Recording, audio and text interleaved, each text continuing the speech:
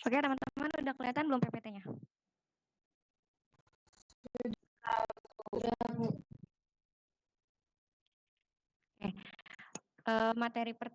Materi pertama itu tentang landasan hukum atau regulasi pada keselamatan kesehatan kerja. Landasan hukum merupakan bentuk perlindungan yang diberikan oleh pemerintah terhadap masyarakat dan karyawan yang wajib untuk diterapkan dalam perusahaan. Kesehatan kerja itu ada banyak undang-undang yang mengatur tentang keselamatan kesehatan kerja. Di antaranya adalah Undang-Undang Nomor 1 Tahun 1970 yang merupakan dasar utama Undang-Undang Keselamatan Kesehatan Kerja. Yang kemarin tanya kenapa gerigi lambang K3 itu ada 11, jawabannya 11 itu melambangkan pasal di dalam Undang-Undang Nomor 1 Tahun 1970. Karena pada Undang-Undang Nomor 1 Tahun 1970 ini dia ada 11 pasal. Jadi ke-11 gerigi di dalam lambang K3 itu melambangkan pasal yang ada di dalam Undang-Undang Nomor 1 Tahun 1970. Terus, menurut undang-undang ini, kewajiban hak dan tenaga kerja adalah yang pertama memberikan keterangan yang benar bila diminta oleh petugas, lalu memakai alat pelindung diri, kemudian memenuhi dan mentaati semua syarat-syarat keselamatan kesehatan kerja yang diwajibkan. Kemudian meminta kepada pengurus agar dilaksanakan semua syarat keselamatan dan kesehatan yang diwajibkan. Kemudian menyatakan keberatan jika alat pelindung diri diragukan. Lalu ada Undang-Undang Nomor 23 Tahun 1972.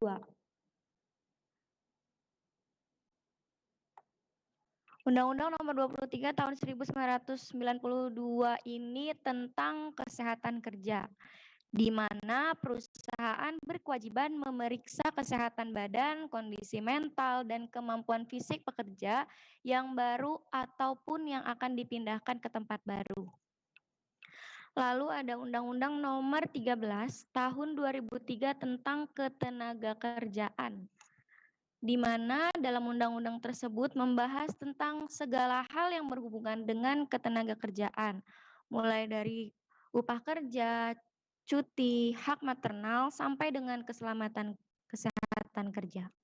Yang termasuk ke dalam hak maternal itu seperti cuti melahirkan, dan biasanya di dalam perusahaan itu ada cuti melahirkan sama cuti hamil. Nah, itu termasuk ke dalam hak maternal.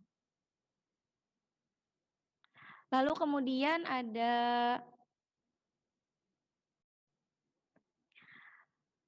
Peraturan Menteri Tenaga Kerja nomor 56 tahun 1996 tentang sistem manajemen keselamatan kesehatan kerja. Undang-undang ini mengatur mengenai K3 di perusahaan yang bertujuan untuk mengendalikan resiko pekerjaan. Lalu SMK 3 termasuk ke dalam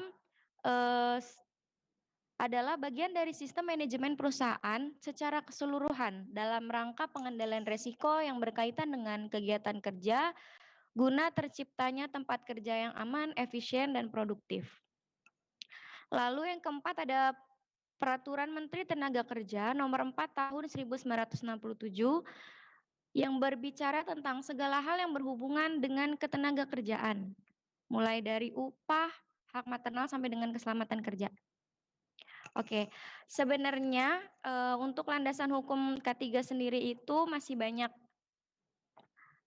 Tapi karena kita ngebahasnya cuma yang penting-penting aja, jadi kalau misalkan kita bahas semua undang-undangnya itu nggak akan cukup sampai jam 10 sebenarnya. Oke, kita lanjut ya teman-teman ya. Materi yang kedua itu tentang aman atau safe dalam keselamatan kesehatan kerja. Sebelum masuk ke materi ini, saya mau nanya dulu sama teman-teman, menurut teman-teman yang dikategorikan aman atau safe itu kayak gimana sih? Coba Muhammad Rafi. Main-main YouTube. Iya, Bu. Oke, menurut Muhammad Rafi, kategori aman atau safe dalam keselamatan kesehatan kerja itu yang kayak gimana sih?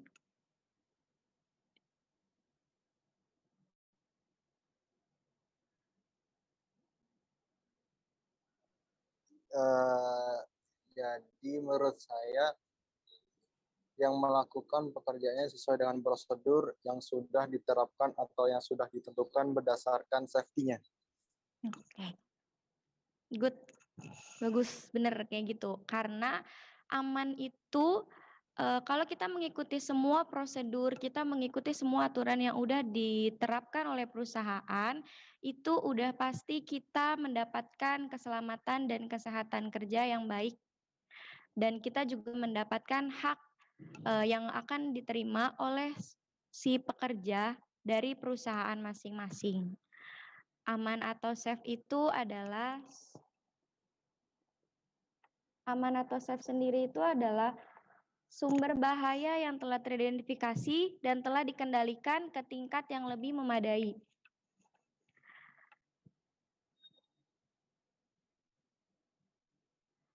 Di dalam kata aman ini ada sebuah analisis yang bernama job safety analysis.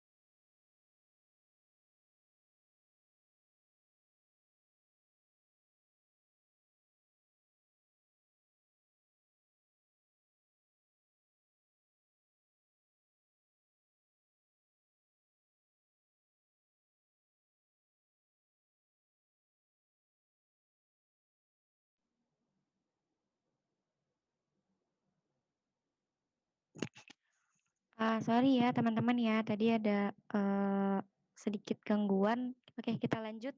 Job safety analysis itu adalah kegiatan pemeriksaan sistematis pekerjaan yang bertujuan untuk mengidentifikasi potensi bahaya, menilai tingkat resiko, dan mengevaluasi langkah-langkah yang telah dilakukan untuk mengendalikan resiko. Ini harus diingat teman-teman ya. Pengidentifikasian bahaya bukanlah ilmu pasti, tetapi merupakan kegiatan subjektif di mana ukuran bahaya yang teridentifikasi akan berbeda di antara orang yang satu dengan orang yang lainnya. Kemudian di dalam job safety analysis ini ada kategori bahaya berdasarkan sumbernya. Yang pertama, kategori bahaya fisik. Contohnya kebisingan, ergonomi. Ergonomi itu adalah sesuatu yang tidak sesuai, sesuatu yang sesuai dengan sistem atau prosedur pada perusahaan. Misalkan kayak peletakan meja yang sesuai itu kayak gimana, terus peletakan komputer, peletakan kursi yang sesuai itu gimana, biar kita nggak mengalami resiko terjadinya kesehatan dan keselamatan kerja. Lalu ada mekanik atau part yang bergerak dan part yang berotasi. Kemudian ada elektrikal, voltase, dan area magnetik. Lalu ada kimia, substansi yang mudah terbakar, beracun, dan korosif. Lalu ada biologis, seperti virus dan bakteri.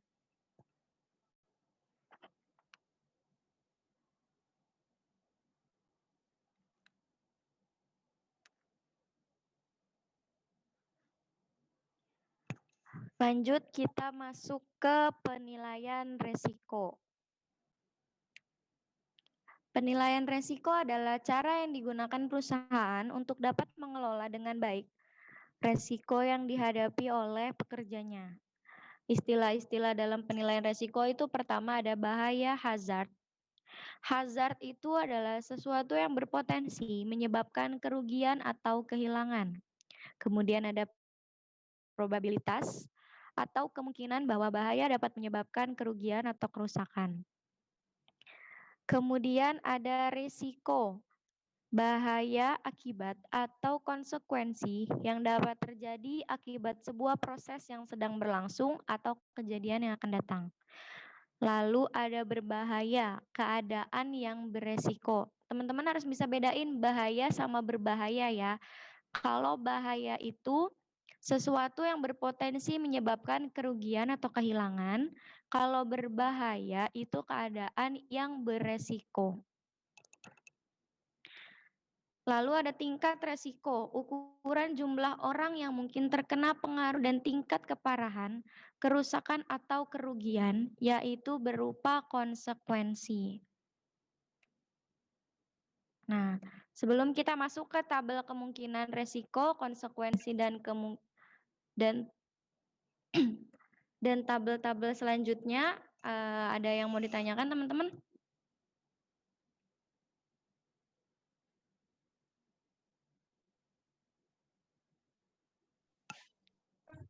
Ibu, Cindy mau bertanya. Oke, boleh Cindy. Di bagian kategori bahaya berdasarkan sumbernya itu kan salah satunya yang ketiga itu elektrikal. Nah, itu contoh yang voltase dan area magnetik itu contohnya bagaimana, Bu? Kalau Terima kasih, Bu. voltase, oke, saya bantu jawab ya, Cindy ya. Kalau untuk elektrikal, voltase dan area magnetik itu biasanya kayak apa itu namanya? Tiang listrik, terus meteran listrik itu termasuk area elektrikal. Terus kabel roll yang biasa kita gunakan untuk mengecas handphone, mengecas laptop itu termasuk ke dalam area voltase dan area magnetik karena dari bahan-bahan tersebut itu dapat menciptakan arus listrik yang bisa menimbulkan bahaya juga. Siapa tahu nanti di lantainya ada genangan air atau ada kebocoran pada dinding. Jadi dari alat-alat tersebut itu bisa menyebabkan terjadinya resiko kecelakaan kerja. Gitu Cindy. Ada yang menanyakan lagi Cindy? Udah, Bu. Iya. Terima kasih, Bu. Yang lain ada yang mau ditanyakan lagi? Belum ada, Bu. Oke, berarti kita lanjut ke tabel ya. Ini kita ada hitung-hitungan.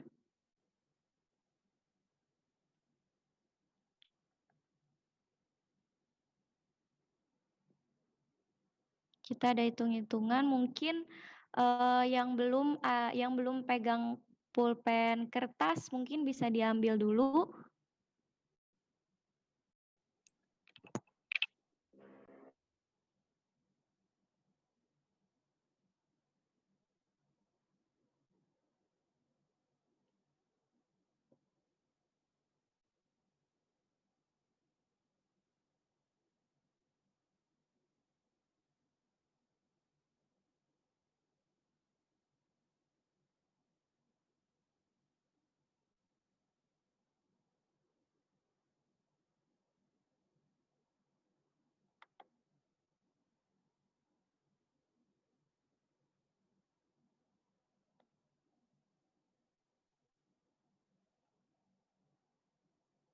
Oke, kita lanjut ya buat hitung-hitungan. Di penilaian resiko ini ada namanya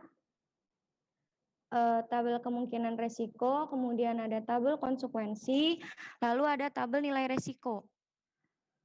Tabel nilai resiko ini didapat dari perkalian antara nilai kemungkinan resiko dengan nilai konsekuensi. Di kemungkinan resiko itu ada 5 tingkat pada kemungkinan resiko. Yang pertama itu sangat jarang terjadi. Lalu yang kedua ada mungkin dapat terjadi, yang ketiga ada kadang-kadang dapat terjadi, yang keempat sering terjadi, lalu yang kelima selalu terjadi. Lalu tabel selanjutnya itu ada tabel konsekuensi resiko. Konsekuensi resiko ini juga ada 5 rating di dalam tabelnya. Yang pertama itu ada kita biasanya sebutnya itu resiko rendah, lalu kemudian ada resiko sedang, resiko tinggi, dan resiko sangat tinggi. Itu di tabel nomor pertama yang warna hijau itu biasanya konsekuensi rendahnya itu seperti mengganggu proses pekerjaan, tidak ada cedera, atau kerugian finansial kecil, biaya pengobatan kurang dari 100.000. Kemudian di tabel minor, di tabel warna biru yang ada angka 2 itu, ada penanganan tidak terlalu memerlukan bantuan dari luar, kemudian ada biaya finansial sedang yang biaya pengobatannya kurang dari 1 juta. Itu masuk ke dalam kategori 2 atau minor. Kemudian ada moderate atau serius, ada di kategori 3. Dengan deskripsi membutuhkan perawatan medis, terganggunya pekerjaan, kerugian finansial cukup besar, perlu bantuan pihak luar, biaya pengobatan kurang dari 10 juta. Lalu yang keempat, ada mayor, ratingnya 4, deskripsinya adalah hilang hari kerja, cacat permanen atau sebagian, kerusakan lingkungan yang sedang, kerugian finansial yang besar, biaya pengobatan kurang dari 50 juta. Lalu ada tingkat kelima, ini yang paling parah. Ini bisa menimbulkan atau menyebabkan meninggal dunia, cacat permanen, terus kerugian yang besar, biaya pengobatannya lebih dari 50 juta. Di tabel konsekuensi dan kemungkinan resiko, ada yang mau nanya, teman-teman? Tidak. Oke, kita lanjut ke tabel nilai resiko. Di tabel nilai resiko ini ada 1 sampai 4 dengan nilai yang 10 sampai 16 resiko tinggi, 17 sampai 25 itu ada risiko sangat tinggi. Jadi kalau misalkan nanti teman-teman menghitung nilai risiko, kalau ada di angka 14 berarti dia masih masuk ke risiko tinggi, kemudian di antara angka 1 sampai 4 dia masuk ke risiko rendah, di antara angka 17 sampai 25 dia masuk ke dalam risiko sangat tinggi, dan di atas 25 itu termasuk risiko sangat tinggi juga. Untuk cara nilai risikonya ini, saya ada contoh. Jadi risikonya ini, misalnya teman-teman nih, risikonya ini nanti terpleset karena lantainya licin. Kemudian akibat dari kepleset itu maka si orang ini akan terjatuh. Kemudian gimana sih cara pengendalian resikonya? Yang pertama, memberikan tanda bahaya lantai licin. Yang kedua, pengendalian resikonya adalah mengepel lantai sebersih mungkin agar tidak adanya genangan air atau apapun yang menyebabkan lantai licin. Terus kemungkinan resikonya kenapa tidak? Karena terpleset atau terjatuh ini termasuk ke dalam kategori yang kadang-kadang dapat terjadi. Karena nggak mungkin kan setiap hari di suatu perusahaan itu lantainya selalu licin atau selalu ada genangan di lantai perusahaan tersebut. Kemudian dampak dari terjatuh itu apa sih? Dampak dari terjatuh itu kita bisa lihat di sini teman-teman. Kita bisa lihat nilai konsekuen. Oh ya, terjatuh itu dampaknya itu hanya butuh dari dekat, kita melakukan bantuan dari luar. Karena biasanya kalau terjatuh itu hanya terus kita juga cuma nggak perlu ada penanganan dari tim medis ya. Jadi dia masuk dalam kategori minor. Berarti kemungkinannya ada yang kedua untuk nilai risikonya adalah 6. Karena kenapa kita dapat nilai 6? Karena nilai risiko ini dapat dari kemungkinan dikalikan dengan dampak, maka hasilnya adalah nilai risiko. Gitu teman-teman. Dan untuk selanjutnya adalah kebakaran. Berarti nilai resiko 6 itu masuk ke dalam kategori dia ada di rentang nilai antara 5 sampai 9. Kemudian resiko yang selanjutnya adalah rasa sakit di bagian punggung dan badan. Rasa sakit di punggung dan bahu. Penyebabnya yang pertama adalah terlalu lama duduk dan menatap layar komputer, terlalu lama duduk dan menatap layar laptop. Itu dapat menyebabkan sakit di bagian punggung. Ini termasuk ke dalam penyakit akibat kerja. Akibatnya adalah terkena penyakit akibat kerja. Lalu pengendalian apa yang bisa kita lakukan? Gimana caranya kita menghindari terkena penyakit akibat kerja si sakit punggung ini? Yaitu memberikan himbauan kepada seluruh karyawan atau pegawai bahwa setiap 2 jam sekali harus istirahat dan perbanyak minum air putih. Kemungkinan yang terjadinya itu satu, kalau kita sering sosialisasi sama pegawai, sama karyawan, kita sosialisasi tentang bahaya penyakit akibat kerja, gimana cara pengendalian resikonya, itu dapat dipastikan tingkat penyakit akibat kerja di sebuah perusahaan itu akan menurun. Dan untuk dampak dari punggung ini, itu berarti dia ada di nomor 2, karena sama, dia itu nggak butuh penanganan yang serius, dia itu nggak butuh penanganan dari luar, dan biaya pengobatannya itu kurang dari 1 juta. nilai resikonya itu sangat rendah 2 karena kemungkinan kali sudah 2 resikonya sudah ada di angka 1 sampai 2. Risiko kebakaran. Kebakaran itu penyebabnya apa? Misal dosis yang melebihi batas pemakaian. Kayak tadi makanya itu ada di jenis bahaya berdasarkan sumbernya elektrikal karena pemakaian kabel stop kontak yang melebihi batas pemakaian itu bisa menimbulkan kebakaran. Jadi akibatnya timbulnya percikan api yang bisa menyebabkan kebakaran. Lalu cara pengendalian risikonya? Yang pertama menggunakan pelatihan dan pengarahan kepada karyawan tentang bahaya pemakaian kabel stop kontak yang berlebihan bertumpuk menyebabkan hidra pada setiap ruang kerja. Kemungkinannya cari kemungkinannya apa? Di kabel kemungkinan. Nih, kemungkinan yang kalau misalkan di suatu tempat dari karyawan yang memakai stop kontak itu misalkan di satu stop kontak itu ada 4 tempat, tapi 4 tempat itu semuanya penuh. Berarti dia masuk dalam kategori 4 atau 5. Kalau misalkan di antara 4 tempat ini mereka itu pakai cuma 2 atau 1, itu dia masuk dalam 1 sampai 3 kemungkinan. Kita ambil contoh di sini mungkin visualisasi sudah diterapkan SOP dalam kerjaan jadi mencontohkan 2 untuk penggunaan stop kontak. Kemudian yang keempat, kita lihat 4. Hilangnya hari kerja secara permanen sebagian. Terus kerusakan lingkungan. Kenapa di belakang lingkungan? Karena yang namanya kebakaran itu pasti menyebabkan kerusakan, ya kan? Entah itu ruangannya yang terbakar atau dari meja, kursi, alat-alat kerjanya itu menimbulkan kehilangan atau sana. Kemudian potensial yang besar.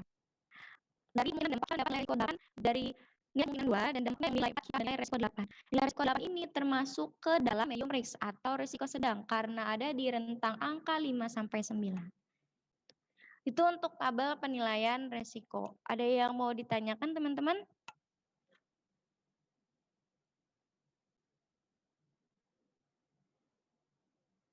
Tadi mungkin tidak, Bu. Nggak ada yang mau ditanyakan? Udah paham semua nih?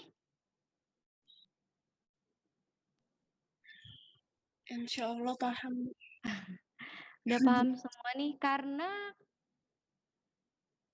kita nanti ada tugas tentang penilaian risiko. Jadi kalau ada yang belum paham bisa ditanyakan sekarang. Ada yang mau ditanyakan lagi?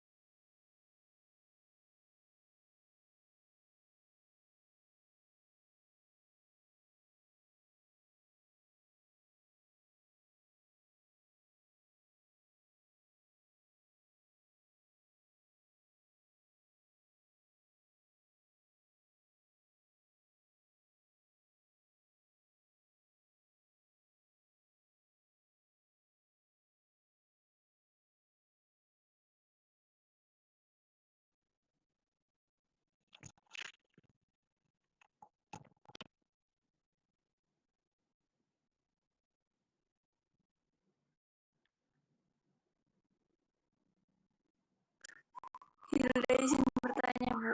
Oke, Hilda. Boleh. Silakan, Hilda. Bagaimana kalau terjadi kecelakaan dan kehilangan banyak darah, Bu? Oke. Untuk resiko dan dampak. Oke, kalau untuk resikonya sendiri kan berarti kehilangan banyak darah kan. Kita harus tahu dulu nih penyebabnya apa kecelakaannya.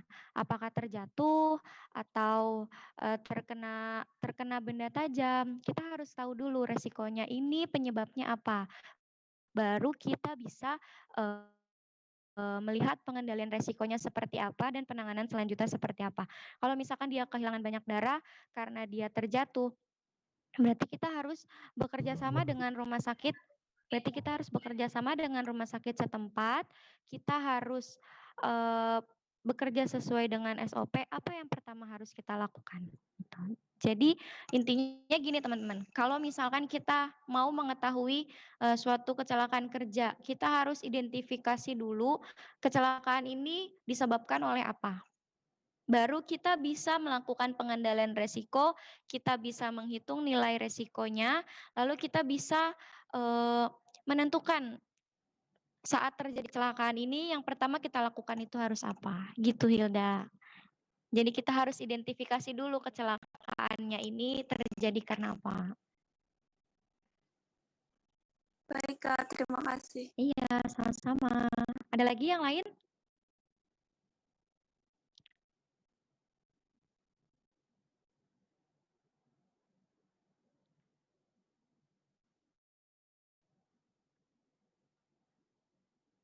Ini kok yang cowok-cowok pada off cam ya? Yang cowok-cowoknya pada kemana nih? Yang cowok-cowoknya pada off cam nih, masa kalah sama yang cewek-cewek nih? Yang cewek-ceweknya semangat-semangat banget nih. Bu, saya on cam. Saya coba loh, Bu. Oh iya. Cuma beberapa aja nih yang on cam nih. Sisanya pada menghilang.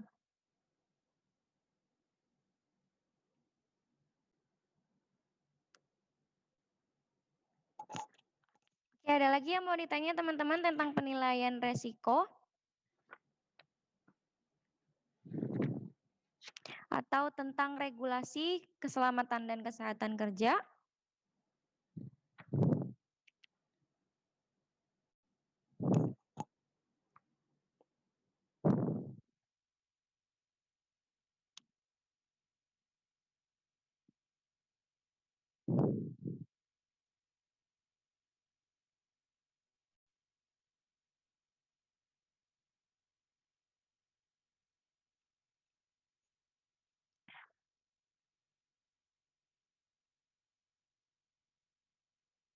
Gak ada yang mau nanya?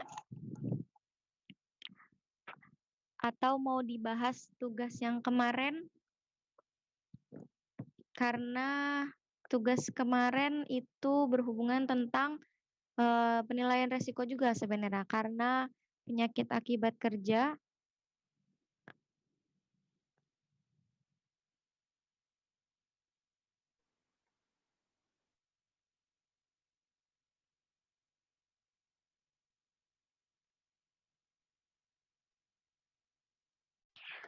Coba email kemarin tugas keselamatan kesehatan kerja laboratoriumnya itu penyakit akibat kerjanya apa aja sih?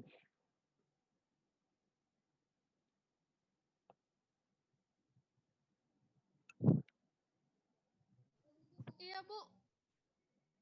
Penyakit akibat kerjanya apa aja?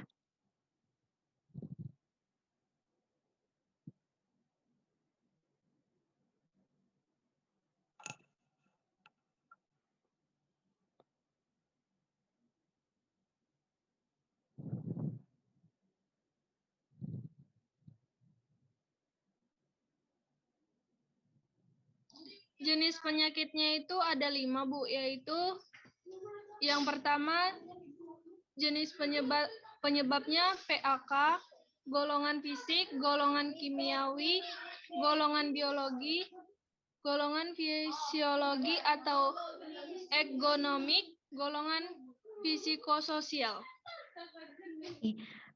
Contoh dari psikososial. Iya, Bu. Contohnya stres, monotoni kerja, serta tuntutan pekerjaan, Bu. Oke. Dari tuntutan pekerjaan itu kira-kira nilai resikonya berapa ya, email ya? Coba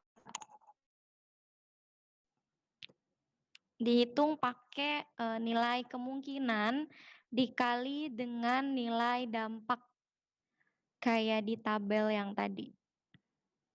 Ya, stres akibat kerja atau tuntutan kerja itu sama aja ya sebenarnya teman-teman, karena tuntutan kerja itu bisa jadi penyebab dari stres akibat kerja.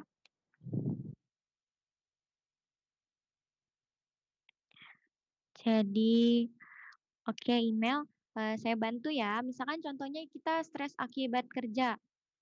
Berarti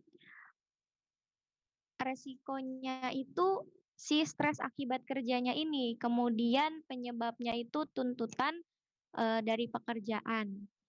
Akibatnya itu kita bisa kehilangan fokus karena stres tersebut, terus kondisi fisik yang menurun, keadaan mental yang tidak stabil, itu bisa diakibatkan dari stres akibat kerja. Untuk nilai kemungkinannya itu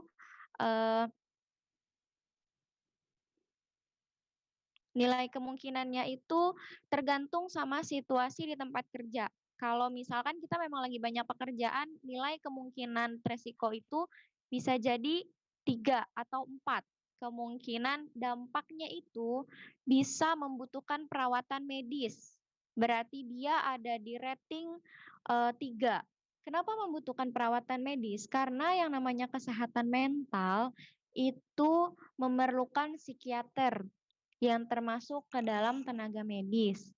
Jadi dari angka tersebut kita bisa dapat nilai 3 dikalikan dengan 3 berarti 9, dan nilai resikonya itu termasuk ke dalam nilai resiko sedang karena ada di rentang antara 5 sampai 9. Itu teman-teman. Oke, ada yang mau bertanya lagi?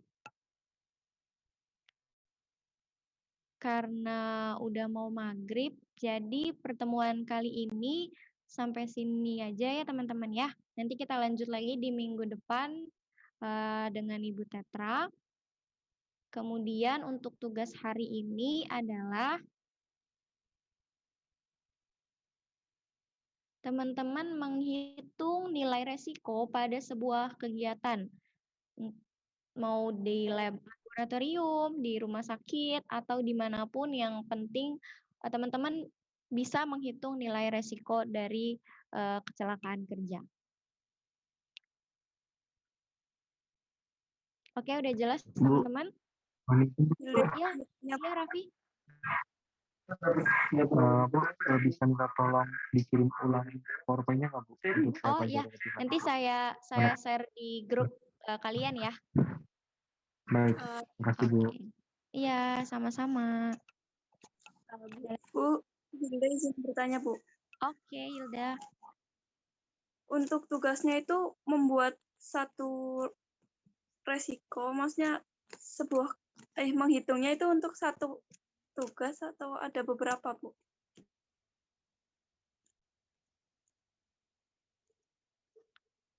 Iya, untuk tugasnya itu kalian cari satu resiko, kemudian kalian cari dampak dan kemungkinan yang terjadi. Nanti kita bisa lihat nilai resikonya. Untuk resikonya itu satu aja ya teman-teman ya. Boleh sendiri, boleh kelompok, misalkan mau cari 10 resiko. Berarti kalian bikin satu kelompok 10 orang, atau mau berapa orang terserah. Yang penting ada nilai resikonya, ada dampaknya, ada kemungkinannya, ada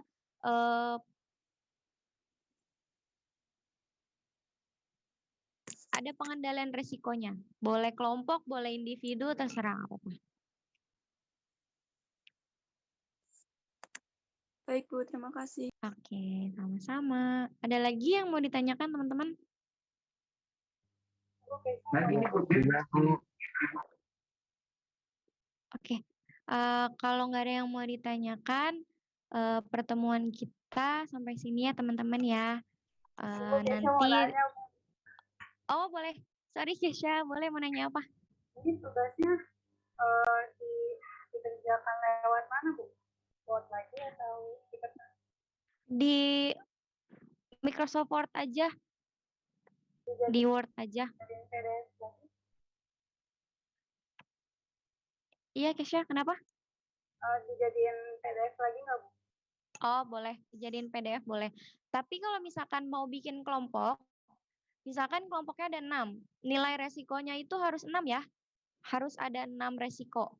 Kalau misalkan kelompoknya ada 5, berarti resikonya juga harus ada 5. Nggak boleh kelompoknya ada 4, tapi nilai resiko sama resikonya itu ada 2. Itu nggak bisa ya. Kalau sendiri kalau mau individu, mau resikonya 3, 4 itu nggak apa-apa. Izin bertanya lagi, Bu. Oke, boleh. Hilda. Kalau misalnya untuk tugas yang boleh individu, boleh kelompok itu ada perbedaan nilainya nggak, Bu? Kalau perbedaan nilainya itu sebenarnya nggak ada sih, karena kan ini kita di pertemuan kali ini sebenarnya tugas utamanya adalah gimana cara kalian menghitung nilai resiko. Untuk nilainya itu sebenarnya sama aja, mau individu, mau kelompok, itu sama aja. Tapi kalau kelompok itu dinilai kalian itu bisa nggak sih menentukan banyaknya resiko dengan nilai resiko yang berbeda-beda. Tuh. Baik, Bu. Terima kasih. Kalau untuk iya, sama-sama Hilda. Oke, teman-teman ada yang mau ditanyakan lagi tentang tugasnya?